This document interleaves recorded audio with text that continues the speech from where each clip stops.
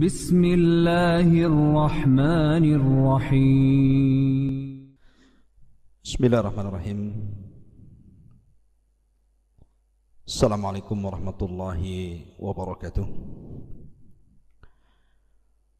بحمد الله والصلاة والسلام على رسول الله وعلى آله وصحبه ومواله ولا حول ولا قوة إلا بالله وبعد. قال الله عز وجل: يا أيها الذين آمنوا اتقوا الله حق تقاته ولا تموتن إلا وأنتم مسلمون. فإن أصدق الحديث كتاب الله وخير الهدى هدى محمد صلى الله عليه وسلم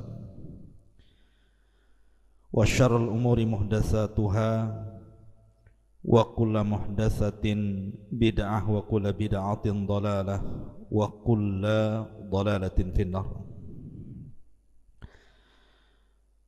معاشر المسلمين wal muslimat rahimani wa rahimakumullah, dimanapun antum berada. Alhamdulillah, di malam hari ini kembali kita bisa bertalabul ilmi lewat media pesantren Jabal Uhud. Salawat dan salam tentunya kita haturkan kepada Rasul kita yang mulia alaihi salatu wassalam. Allahumma salli ala sayyidina Muhammad wa ala alihi wa sahbihi wa man sara ala nahjihi ila yaumiddin. Pembahasan di malam hari ini kita akan mengkisahkan tentang manusia yang pertama kali masuk surga dan juga manusia yang terakhir masuk surga. Siapakah mereka dan bagaimana kisahnya? Tentu apabila kita cerita surga,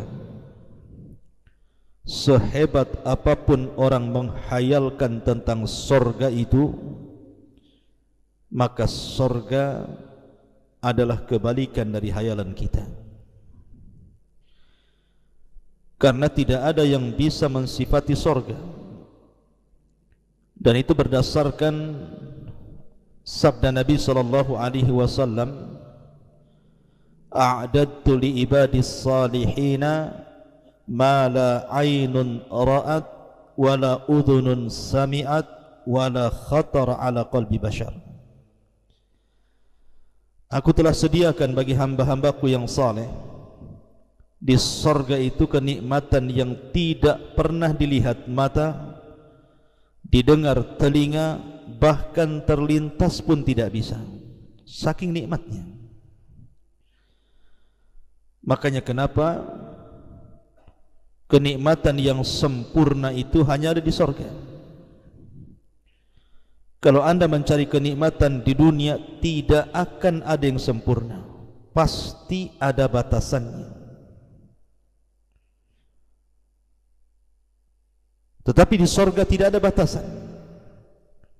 Kenikmatannya itu yazdad wa yazdad, bertambah dan bertambah setiap harinya. Ma'asyiral muslimin yang dimuliakan Allah Azza wa Jalla, saya tidak hendak mengkisahkan tentang awsaful jannah, sifat-sifat surga. Tapi malam ini kita akan mengkisahkan tentang siapa orang yang pertama kali masuk surga dan siapa yang terakhir masuk surga. Nabi sallallahu alaihi wasallam bersabda dalam hadis Anas radhiyallahu an, qala Rasul sallallahu alaihi wasallam, ana awwalu man yadkhulul jannata yaumal qiyamah. Kata Nabi sallallahu alaihi wasallam, saya adalah orang yang pertama kali masuk surga pada hari kiamat. Dan dalam hadis yang lain Nabi SAW mengatakan, ana sayyidu waladi Adam wala fakhar wa ana awwal man yanshaq anhul ardu wa ana syafi'un wa ana awwalu syafi'un wa awwalu qari'u babil jannah. Kata Nabi SAW, saya adalah pemimpinnya anak Adam dan saya tidak sombong. Saya orang yang pertama kali dibangkitkan dari kuburan, dan saya orang yang pertama kali memberikan syafaat, dan saya yang pertama kali mengetuk pintu surga. Dan disebutkan dalam Ashabus Sunan, ketika Nabi SAW mengatakan, dan saya yang pertama kali mengetuk pintu surga, fayaqul khazinul jannah, maka penjaga pintu surga berkata, manil qari', siapa yang mengetuk itu? Fa'aqul, maka kata Nabi SAW, Muhammadun Rasulullah, Muhammad utusan Allah. Maka kata malaikat penjaga surga, bika umirtu alla aftaha li ahadin qablak, karena wahai Muhammad, aku diperintahkan Allah untuk tidak membuka satu pintu surga pun sebelum. Artinya dari sini, ketika kita ditanya siapa yang pertama kali masuk surga dan yang membuka pintu surga, maka jawabannya adalah Nabi SAW. Ketika manusia disabdakan Rasul, ya'ti alaikum zaman kadidu minaz zihad, akan datang zamannya di mana manusia akan berdesak-desakan di pintu surga. Maka manusia berusaha untuk membuka pintu surga tetapi tidak bisa. Akhirnya kemudian Nabi SAW, dari sekian banyak manusia sejak zaman Adam sampai yang terakhir mati, dari orang-orang yang beriman yang sudah diponis masuk surga, maka Rasul SAW kemudian masuk di antara barisan manusia, mendekati pintu surga, kemudian mengetuk surga. Maka ketika ada yang mengetuk surga, penjaga surga mengatakan, manil qari', siapa yang mengetuk itu? Maka Rasul mengatakan, Muhammad Rasulullah. Maka malaikat penjaga surga mengatakan, bika umirtu alla aftah li ahadin qablaka, karenamu ya Muhammad, aku dilarang Allah untuk membuka pintu surga sebelum dirimu. Maka pintu surga itu dibuka, maka Nabi SAW orang yang menginjak kakinya di surga.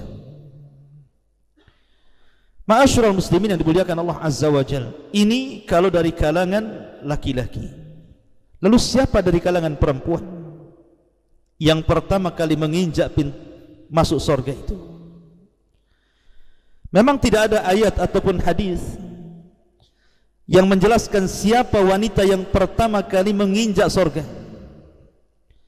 Tetapi ada hadis yang menjelaskan tentang keumuman fadilah wanita terbaik dunia, yang disabdakan Nabi SAW tentang sayyidatu nisa'i ahlil jannah, pemimpin-pemimpin wanita ahli surga. Tentu kalau pemimpinnya yang pertama kali masuk sebelum yang dipimpin, kan logikanya seperti itu. Lalu siapa pemimpin-pemimpin ahli surga, wanita-wanita ahli surga ini? Maka Nabi SAW menyebutkan 4 wanita yang akan pertama kali menginjak surga. Pertama Khadijah bintu Khuwailid, yang kedua Maryam bintu Imran, yang ketiga Asiyah bintu Muzahim, dan yang keempat Fatimah bintu Muhammadin sallallahu alaihi wasallam. Inilah wanita-wanita yang pertama kali menginjak surga. Ma'asyiral muslimin yang dimuliakan Allah Azza wa Jalla, adapun secara umum dari kelompok-kelompok manusia yang pertama kali masuk surga berdasarkan hadis yang dikeluarkan Imam Ahmad dalam musnadnya, dari hadis Abu Hurairah radhiyallahu an, Nabi sallallahu alaihi wasallam bersabda, yadkhulu fuqara'ul musliminal jannata qabla aghniyaihim binisfi yaumin. Maka yang pertama kali dari orang-orang yang akan masuk surga adalah mereka para fuqara, orang-orang yang beriman. Ustaz, kiriman. Apa? Pisau-pisau itu. Kampak-kampak. Jadi Nabi SAW mengatakan bahwa yang pertama kali dari manusia selain Nabi SAW dan juga wanita-wanita terbaik dunia adalah fuqara'ul muslimin, orang-orang fakir dari kalangan kaum muslimin yang masuk ke dalam surga sebelum orang-orang kayanya. Berapa jaraknya antara orang miskin dengan orang kaya masuk surga itu? Maka Nabi SAW mengatakan binisfi yaumin, setengah hari. Anda jangan bayangkan setengah hari di dunia. Kalau setengah hari di dunia enggak apa-apa, orang miskin dari pagi sampai zuhur, orang kaya dari zuhur sampai asar umpamanya kan? Bukan itu. Tetapi hitungan setengah hari, kehidupan akhirat itu 500 amin, sama dengan 500 tahun penantian. Jadi orang-orang miskin dulu masuk, kemudian belakangan orang-orang kaya. Kenapa orang kaya dibelakangkan? Boleh jadi karena hisab orang kaya itu lebih banyak dibandingkan hisabnya orang miskin. Ketika Nabi SAW bicara tentang harta, apa kata Nabi SAW? Maka yang ditanya dua perkara. Min aina iktasabahu wa fima anfaqahu. Kemana kau belanjakan, kemana kau dapatkan, dan kemana kau belanjakan. Tentu orang-orang kaya akan banyak soalan. Satu hari saja uang yang dibelanjakan itu kan kemana-mana tuh. Kalau dia orang jahat, maka Nabi SAW mengatakan malun salih lirajulin salih, harta yang baik karena dipegang orang baik. Artinya harta yang jelek kalau dipegang orang jahat. Jadi harta itu setiap hari dibelanjakan. Kalau seandainya satu hari bisa 100 kali belanja, maka 100 pertanyaan yang akan disodorkan. Itu yang membuat orang-orang kaya itu dilambatkan masuk surga dibandingkan orang miskin. Ma'asyiral muslimin yang dimuliakan Allah Azza wa Jalla, ini secara umum manusia-manusia yang pertama kali masuk surga. Sekarang siapa manusia yang terakhir masuk surga itu? Ma'asyiral muslimin yang dimuliakan Allah Subhanahu wa taala, disebutkan dalam hadis Abi Sa'id Al-Khudri radhiyallahu anhu, Nabi sallallahu alaihi wasallam bersabda, inna adna ahlil jannati manzilatan, sesungguhnya yang paling rendah dari penduduk surga dan yang paling terakhir masuk surga adalah rajulun sarafallahu wajha anin nari kibalal jannah, seorang laki-laki yang Allah palingkan wajahnya dari neraka menuju surga. Kemudian setelah itu dia ditampakkan dari kejauhan sebuah pohon yang banyak buahnya dan di bawahnya ada mata air. Ingat, umniyatu ahlin nar. Umniyatu ahlin nar artinya angan-angannya penuh neraka. Allah Subhanahu wa taala berfirman, wa nada ashabun nar ashabal jannah an afidu alaina minal ma aw mimma razaqakumullah. Ketika penduduk neraka memanggil penduduk surga, berikanlah kepada kami setetes air yang Allah karuniakan kepada kalian, atau makanan yang Allah telah berikan kepada kalian. Tapi penduduk surga mengatakan innallaha harramahu ma'alal kafirin. Tidak mungkin Allah sudah haramkan keduanya bagi orang kafir. Artinya bahwa angan-angan penduduk neraka itu ingin minum dari air dan ingin makan dari makanan, karena mereka sudah tidak pernah merasakan itu. Ketika melihat ada pohon dengan buah-buahan dan ada mata airnya, tentu pengen sekali dia minum dan makan. Maka dia pun kemudian mengatakan kepada Allah Azza wa Jal, ya Rabb, dekatkan aku ke pohon itu, biar aku bisa bernaung di bawahnya. Fa astadillu bidilliha wa ashrabu min ma'iha, aku bisa minum dari airnya. Wa akaltu min thamariha, dan aku bisa makan dari buah-buahannya. Maka Allah Subhanahu wa taala mengatakan, ya ibna Adam, wahai anak Adam, la'alli in a'taitukaha sa'altani ghairuha. Wahai anak Adam, seandainya aku kabulkan permintaanmu, ku dekatkan kau ke pohon itu, kau bisa bernaung di bawahnya, kau bisa minum dari airnya, kau bisa makan dari buahnya, janji kau tidak akan meminta yang lainnya? Maka dia mengatakan, la ya Rabb, la ya Rabb, tidak wahai Rabb, cukup itu bagiku. Maka Allah Subhanahu wa ta'ala dekatkan orang ini ke pohon itu. Kemudian dia bisa minum di bawahnya, dia bisa makan dengan buah-buahannya, dan bisa bernaung dengan naungannya. Tiba-tiba kemudian setelah itu dia melihat pohon lagi yang lebih indah daripada itu,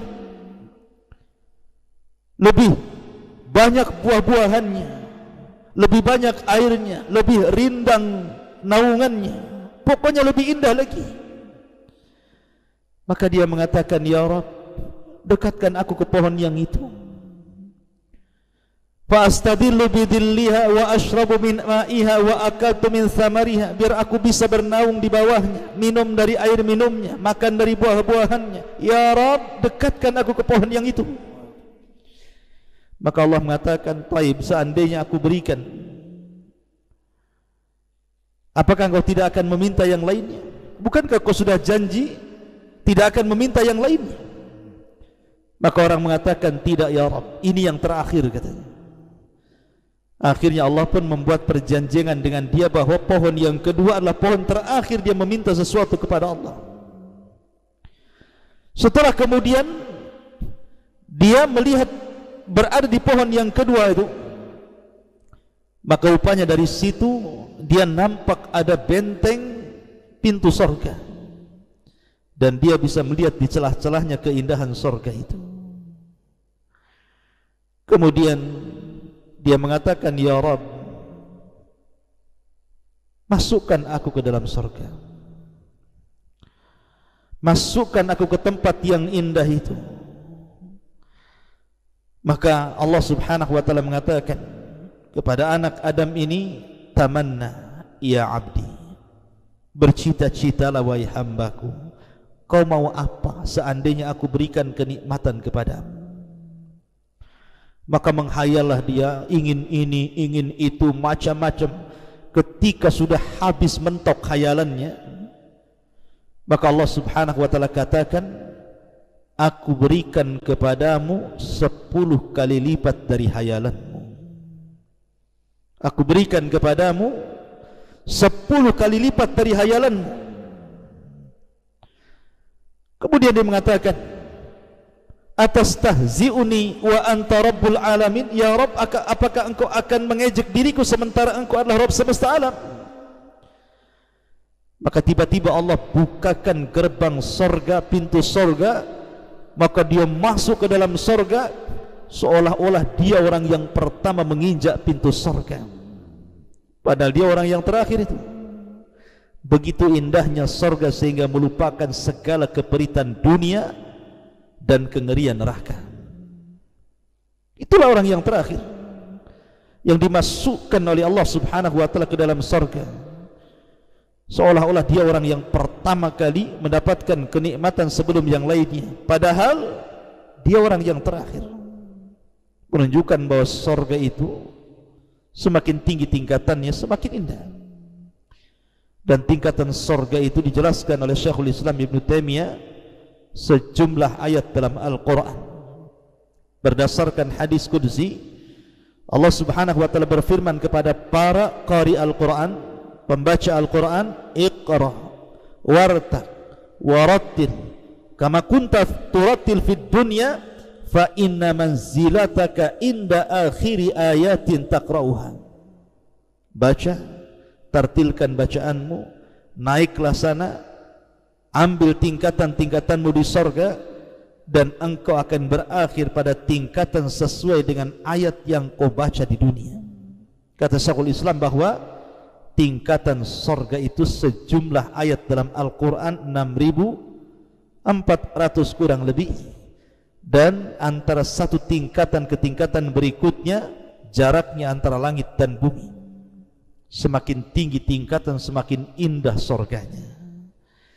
Ini yang bisa saya sampaikan, mudah-mudahan ada manfaatnya dan menjadi sebuah pengetahuan. Subhanakallahumma bihamdika asyhadu an la ilaha illa anta astaghfiruka wa atubu ilaik. Allahu ta'ala a'lam. Assalamualaikum warahmatullahi wabarakatuh.